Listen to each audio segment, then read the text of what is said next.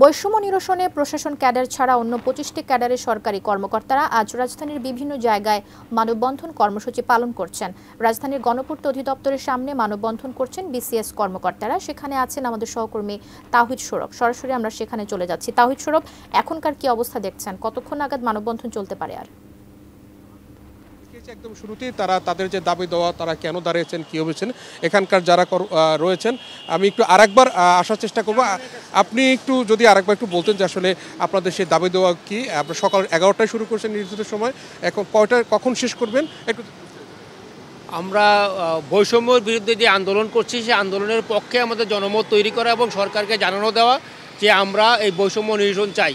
ছাত্র জনতার আন্দোলনের যেই ফসল, সেই ফসল যাতে জনগণ সেই সুবিধা পায়, সেটার পক্ষে আমাদের অবস্থান। আমরা সরকারকে সফল দেখতে চাই, রাষ্ট্রের টেকসই উন্নয়নে সামিল হতে চাই। যেমন গণপূর্ত ক্যাডার সহ দেশে 26টা ক্যাডার বর্তমান থাকলেও, বিদ্যমান থাকলেও, একটা প্রশাসন ক্যাডার ব্যতীত 25টা ক্যাডারই কোনো না কোনোভাবে বঞ্চনার শিকার। সেই বঞ্চনা থেকে মুক্তি পাইলেই এই দেশ টেকসই উন্নয়নে সামিল হতে পারবে।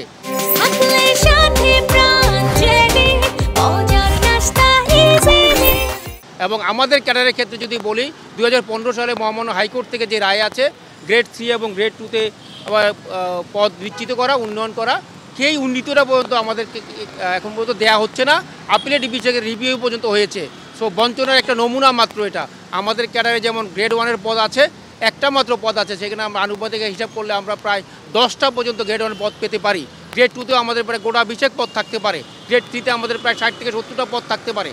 আমাদের এখানে এই পদে আমাদেরকে কোনোভাবেই নিয়োগ দেওয়া হচ্ছে না, এবং কথায় কথায় আমাদের চলতি দায়িত্বে পদোন্নতি দেওয়া হয়, যে চলতি দায়িত্ব আসলে কোনো পদোন্নতির যোগ্যতা রাখে না বা পদোন্নতির সম্মান পাওয়া যায় না। এইভাবে সরকারকে বিব্রত করার জন্যই একটা বিশেষ মহল এই সমস্ত বৈষম্য সৃষ্টি করছে বলে আমরা বিশ্বাস করি। আমাদের যেই সেন্ট্রাল কমিটি আছে, 25 ক্যাডার বৈষম্য নিরসন পরিষদ, তাদের বিভিন্ন কর্মসূচিতে আমরা একাত্মতা পোষণ করছি। আজকে সেই কর্মসূচির অংশ হিসেবে আমরা মানববন্ধন করছি।